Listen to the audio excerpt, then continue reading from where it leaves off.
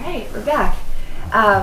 So you were telling me about the volunteer fire department. Can you tell me a little bit more about that? We were filming this, and we were interrupted by a life squad run that came through. And you get on your fire department with family? Yeah. Anyway, our volunteer fire department was established in 1938 as a fire brigade. This little village out here needed some protection, and so we were fortunate that we were able to.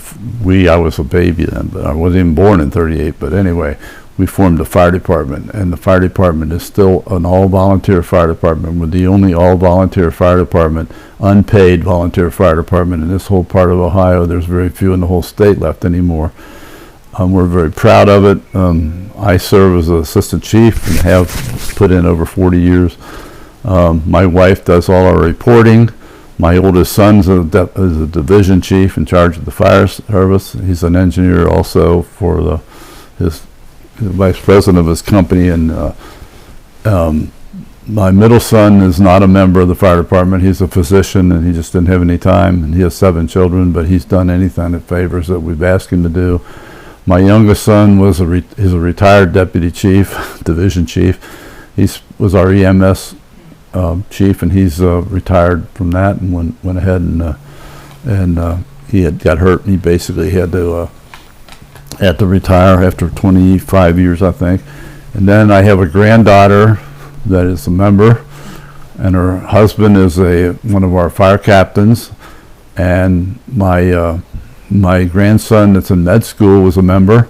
He's on a leave of absence. He will run in the summertime when he comes back. But this is a family matter, and it's a community thing. We've got a lot of members. Our current chief, Tony Spaeth, his dad was assistant chief on the fire department with me for a long time, and Tony's been our chief. He grew up here.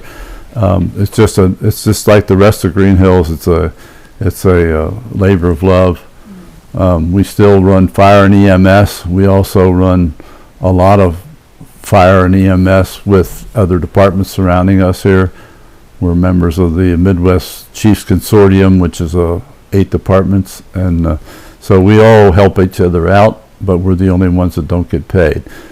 Now, we train a lot of people, and a lot of people that we train have become very successful. We have people that are fire chiefs at other departments. We have people that are fire executives. We have people that run fire and EMS and paramedic service. We have people that are running on Cincinnati Fire Department, Coleraine Township Fire Department, Forest Park Fire Department, all the departments around here just to have a sampling of people that the Greenhills Volunteer Fire Department have trained. And we're very proud of what we've accomplished, and it's just, as I said, a labor of love.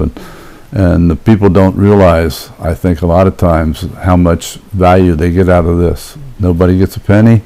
We operate on a very small budget. I've been the treasurer for 40 years or so I know how it goes. We scrimp and scrape and do get village support. So we've been fortunate to maintain this department for 80 years and still maintaining it. So.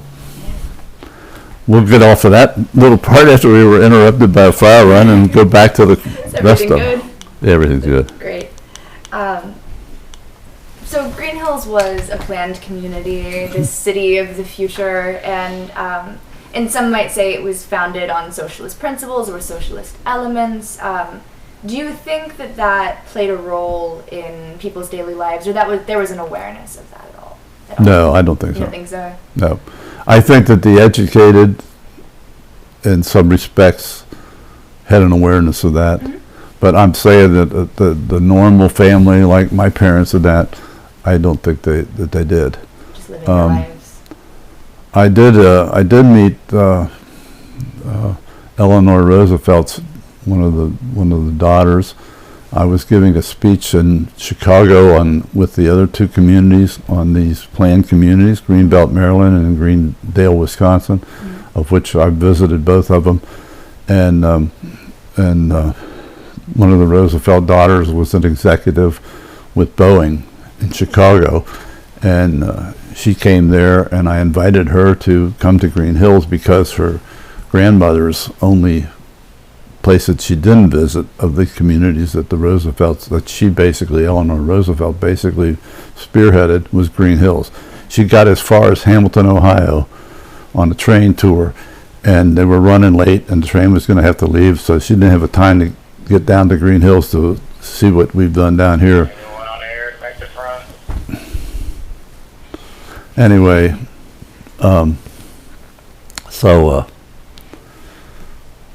been interrupted again. So anyway, so she never did come, but I invited her and I told her that if she would come down, we would make her grand marshal of the parade. And she thanked me, and we took some pictures, and we talked a lot about Greenhills, and I gave my little speech to the at the Chicago Art Institute about the communities, the 3 communities, and they're different. If you go to Greenbelt, Maryland, it's big, sprawling, and it's but it still has some of the principles that it was built on. And if you go to Greendale, Wisconsin, it's there still has a big area that is like us, but they, instead of doing what we did, they took that extra land that they had, and they have the biggest shopping center in Wisconsin, in Greendale. And so when we went up there, we just were riding around the streets, and we ran into some people, and we talked to them and told them we were from Greenhills, Ohio, and they invited us into their house. And so I've been invited to the fire department up there, and actually, so there's a lot of similarities, but there's a lot of differences. That the communities have progressed in different ways over the 80 years, and so it's sort of neat to see it. But I sort of like ours the best. Can you put that into words, like as to why, or is it just home? Yeah, it's home. Yeah. Yeah. You know, I'm sure that wherever I lived, if my parents had not moved here, you know, we would have fell in love with it too, more than likely, because that's just the way, you know, kids are. If everything's good, you know, that's the way it is. But this is where we settled. My parents settled, and we settled, and never really had any desire to leave.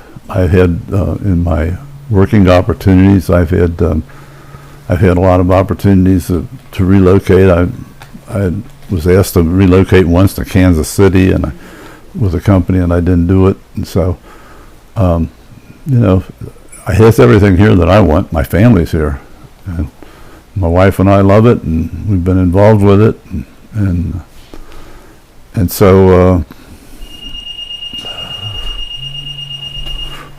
we're being interrupted again. I apologize. Okay. Let's go ahead and pop it again.